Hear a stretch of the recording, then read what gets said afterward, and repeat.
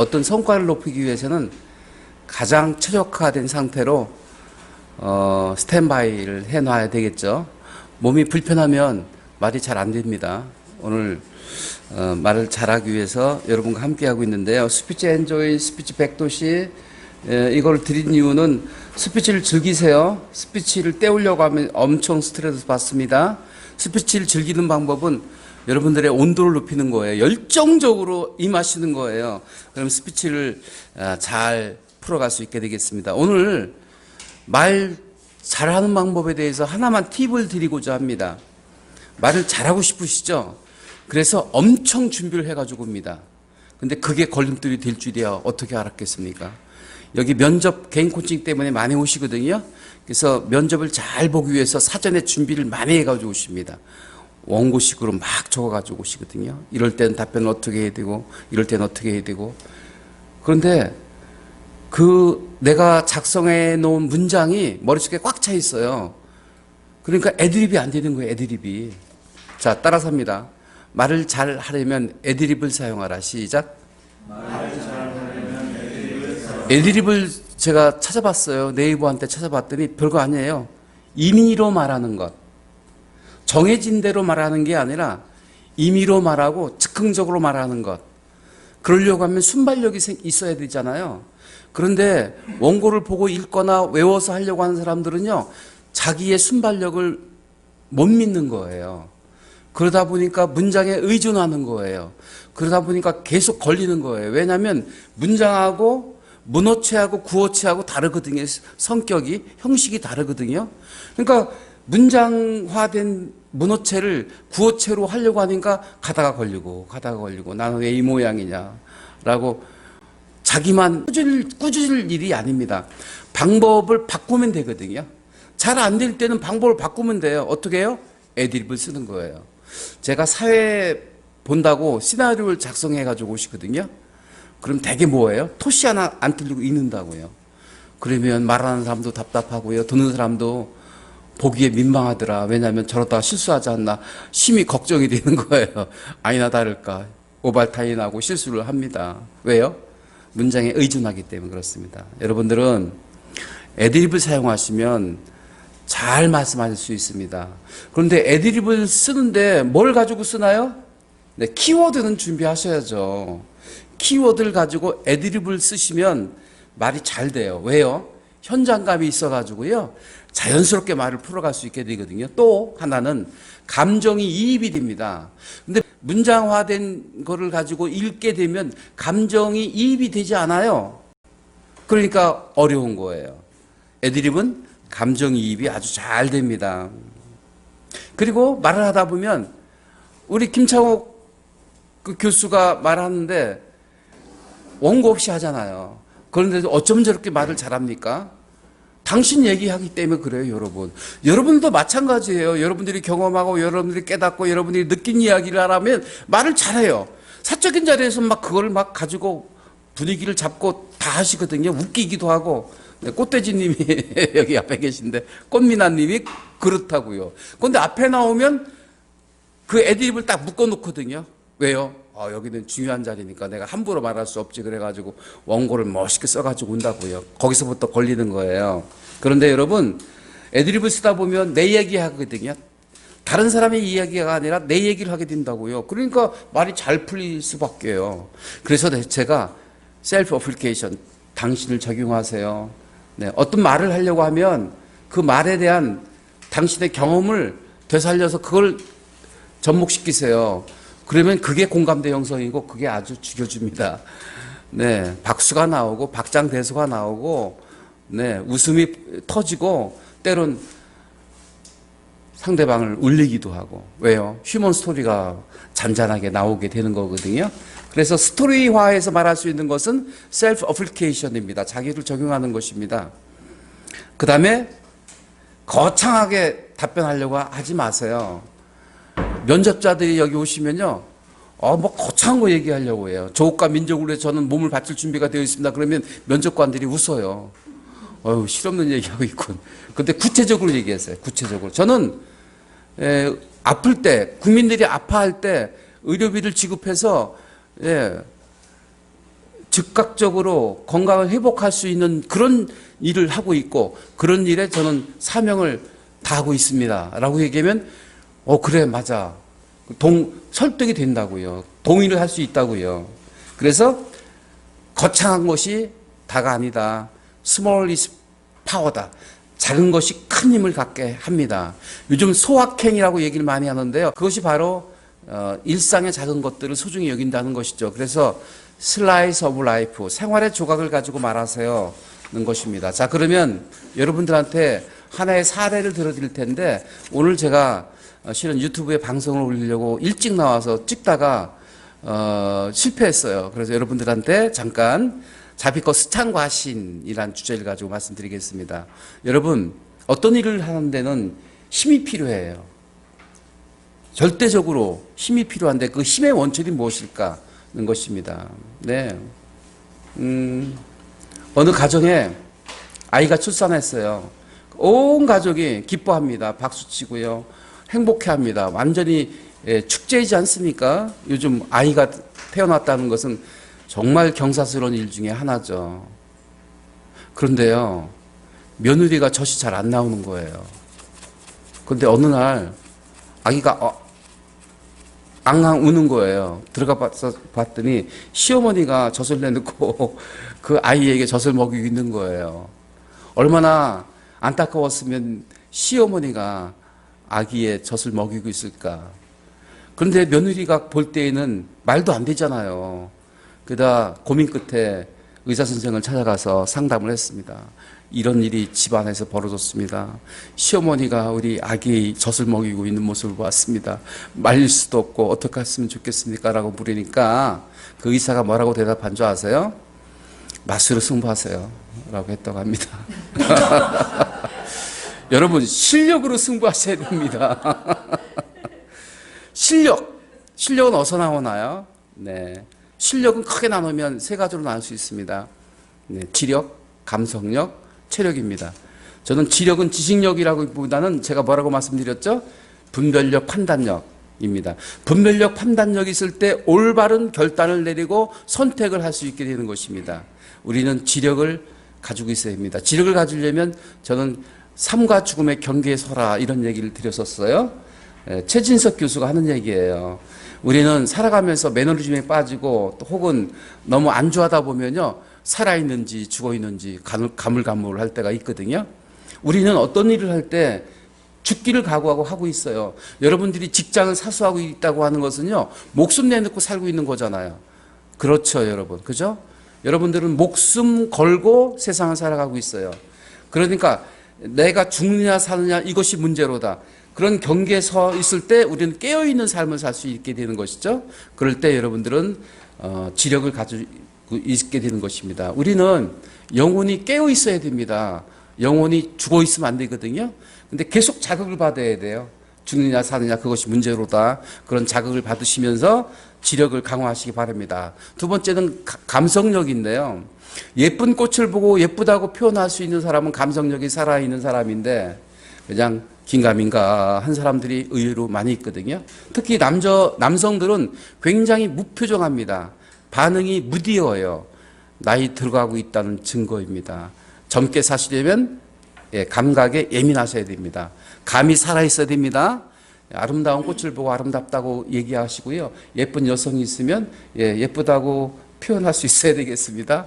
네, 감성력을 키워야 됩니다. 감성력을 키우려면 자연 친화적인 삶도 필요하지만 연애하듯 살아라는 말에 저는 동의하고 싶어요. 여러분 떠올려 보세요. 연애할 때 어떤 기분이었나. 그런 기분으로 조금은 뭐랄까요, 긴장된 마음으로 흥분된 마음으로 매사를 접한다면 일을 잘 처리할 수 있겠죠. 감성력 중요합니다. 그 다음에 세 번째가 체력입니다. 감성력과 지력을 갖췄는데 체력이 떨어졌다. 그러면 다 무용지물인 거예요. 막강한 체력을 가지셔야 됩니다. 그러기 위해서 여러분들 심신을 정말 쇄신하시고 단련하셔야 됩니다. 여러분 매일같이 운동하고 계시죠? 네. 일주일에 한 번 하는 거가 좀 부족해요. 일주일에 한 번 등산 갑니다. 한 달에 한 번 골프 갑니다. 그 부족해요. 매일 할 수 있는 운동. 그랬더니 어떤 분은 그러더라고요. 저 매일 하고 있어요. 호흡 운동. 어떤 분은 또 그러더라고요. 목 꺾기 운동하고 있습니다. 목 운동도 하고 있습니다. 건강을 다 해치는 것들입니다. 매일 할 수 있는 운동이 필요한데 가장 좋은 것은 생활화된 운동 하나씩 가지셔야 된다고 생각합니다. 저는 여기 바로 피트니스장이 옆에 있는데 거기 가서 근력 운동하고 균형 감각 운동하고 유산소 운동을 합니다. 못할 때는 혼자 스트레칭 합니다. 하시고 또 앉았다 일어나는 것만으로도 허벅지 운동이 되고요. 그리고 팔 굽혀 펴기만 하더라도 배 근육 운동도 되고 팔 운동도 될 수 있으니 매일 할 수 있는 운동을 찾아서 체력을 강화시켜야 됩니다. 여러분들이 몸을 가누지 못하면 그때부터는 아무 일도 할 수 없어요. 몸을 가눌 수 있어야 됩니다. 가슴 떨릴 때 여행 가셔야지 무릎 떨릴 때 여행 가시면 여행을 제대로 할 수 없는 것입니다. 네. 그래서 힘의 원천은 자비커 스찬과시다. 과신이다. 자비커 스찬과신 무슨 말인지 여러분 아시잖아요. 세 번, 네 번 들으시는 분이 있을 거예요. 자신감, 비전, 커뮤니케이션 능력, 스타일, 창의력, 과시욕, 신비로움. 요 7가지만 말씀드리겠습니다. 첫째가 뭐라고요? 자신감. 어떤 사람을 만나서 예쁘게 보이려고 하는데 화장을 하는 것도 예쁜 옷을 입는 것도 성형수술을 하는 것도 아닙니다. 네, 예쁘게 보이는 방법은 단 하나. 뭐가 있을까요? 자신감입니다. 자신감이 충만한 사람은요, 얼굴에 빛이 나고요, 무슨 행동을 하든 예뻐 보여요. 근데 자신감이 없는 사람은 쭈삣쭈삣하면서 구석을 찾고 이런 사람들은요, 아무리 화려하게 옷을 입고 단장을 잘 했다 하더라도 네, 그렇게 예뻐 보이지 않고 아름다워 보이지 않습니다. 아름다움의 비결은 자신감에서 나옵니다. 남자의 매력도 역시 마찬가지예요. 자신감이 있는 사람들은요, 빵빵해요. 매력이 넘쳐요. 어디서 나오는 자신감인지 모르겠어요. 힘있어 보이고요. 왠지 끌리게 되는 거거든요. 자신감이야말로 사람을 끌어당기는 힘을 갖게 합니다. 여러분, 아까 얘기했죠. 자신감은 실력에서 나온다. 맛으로 승부하시고 실력으로 승부하셔야 되겠습니다. 두 번째는 비전입니다. 비전이 있어야 됩니다. 목표지향적 삶은 실은 잘못하면 불행한 삶이 될 수 있어요. 과정지향적 삶이 실은 우리 삶을 더 풍요롭게 할 수 있습니다. 과정이 중요해요. 인생의 결과는 결국 어디로 가죠? 우물쭈물하다 그럴 줄 알았지. 버나더 쇼처럼 무덤에 갑니다. 우리 인생의 결과는 무덤 가는 거예요. 우리 무덤에 가기 위해서 살고 있습니까? 말도 되지 않잖아요. 순간순간 과정을 즐기기 위해서 살고 있는 것이고 그 과정이 즐겁고 아름다운 것입니다. 과정을 지향하는 삶이 되어야 되겠습니다. 그러나 우리가 살아있을 때 어떤 것을 가지고 있어야 되나요?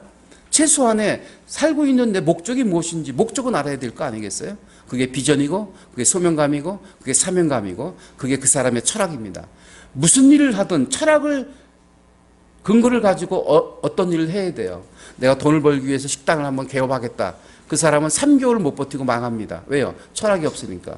식당을 하는데도 철학을 가지고 있어야 되고 여러분들이 직장생활을 하는데도 어떤 철학을 가지고 있어야 돼요.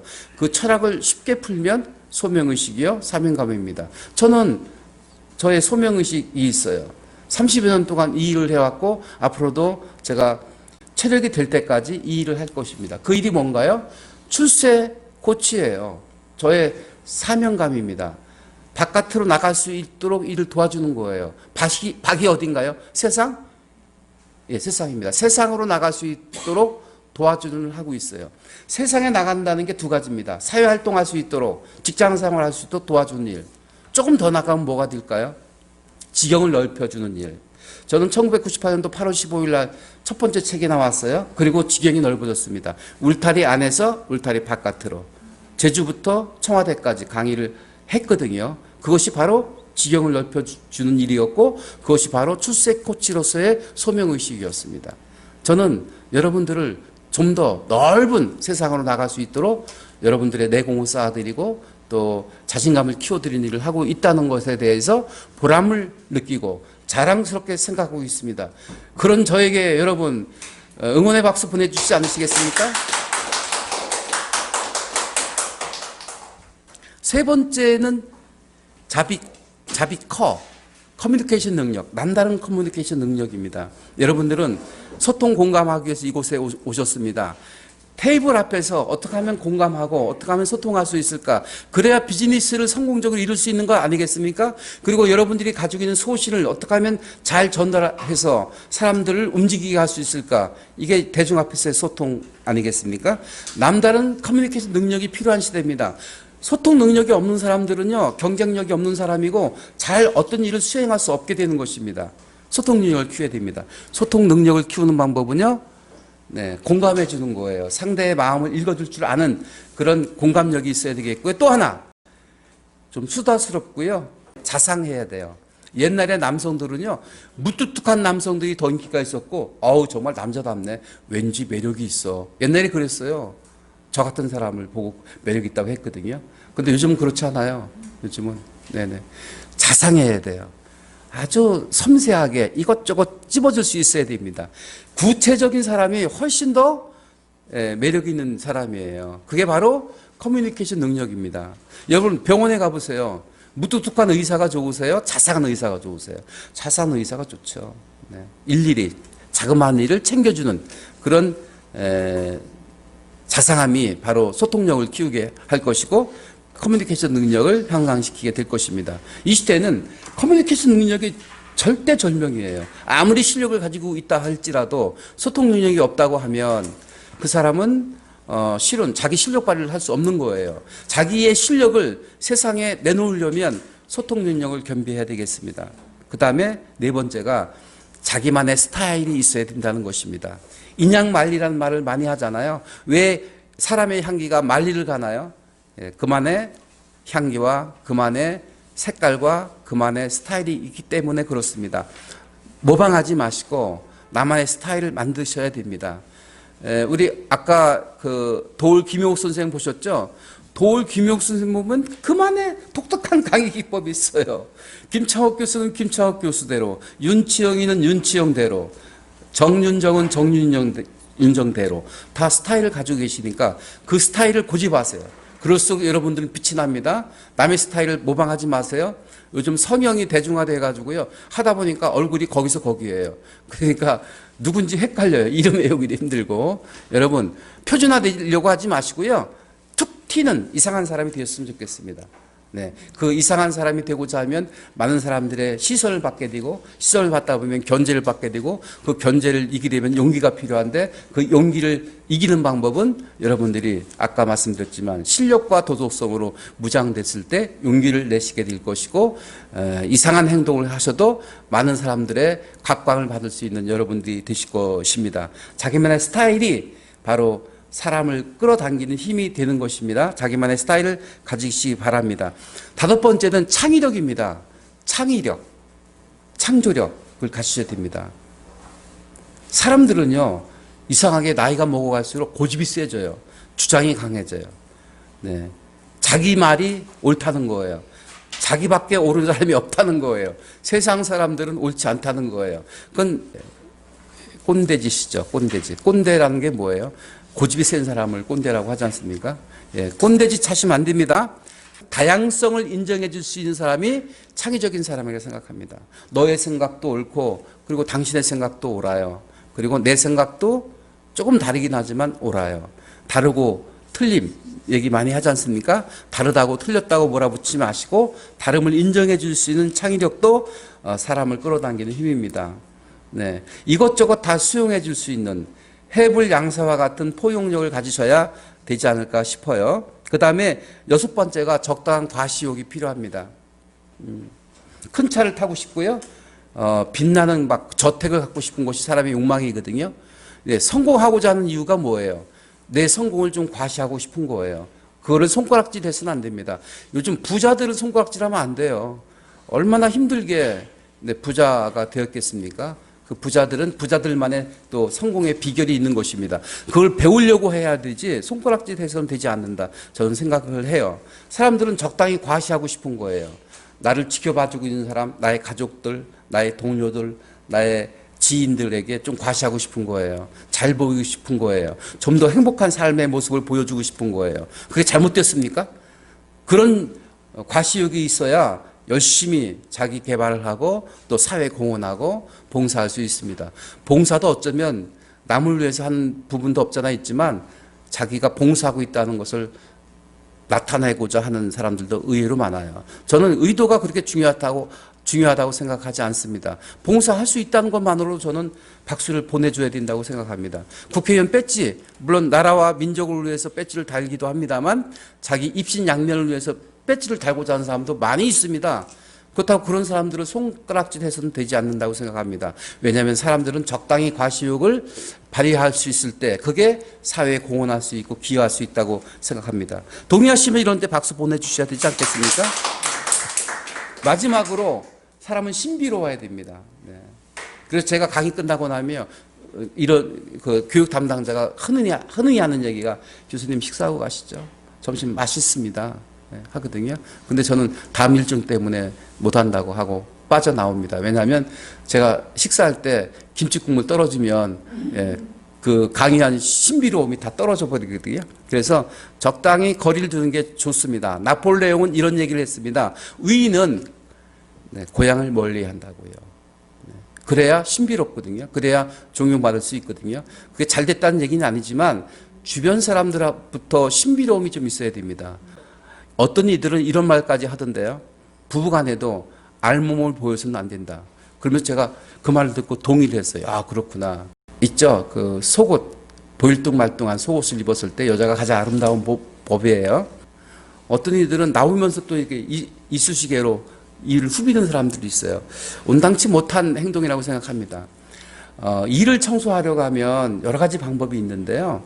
안 보이는 곳에서 혼자 하셔야 되죠. 앞에 대놓고 이를 드러내고 젓가락으로 이를 쑤시고 있으면 밥맛 먹었던 밥이 올라오려고 그래요.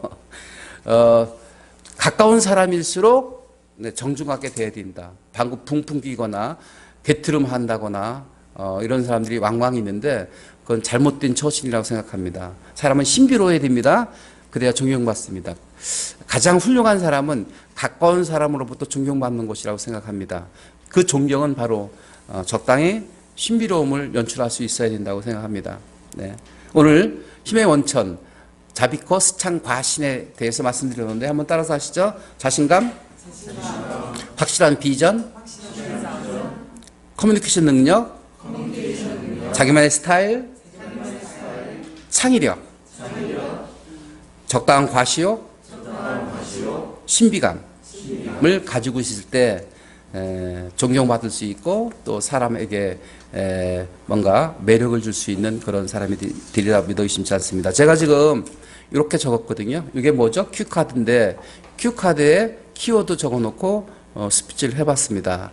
그러니까 여러분들이 스피치를 잘하는 방법은 말하고자 하는 요지를 키워드로 뽑아서 그 키워드를 셀프 어플리케이션, 자기 적용하시면 애드리브를 발휘하시면 훨씬 더 말을 자연스럽게 할 수 있지 않을까 그런 뜻에서 오늘 같이 했습니다. 오늘 감사합니다.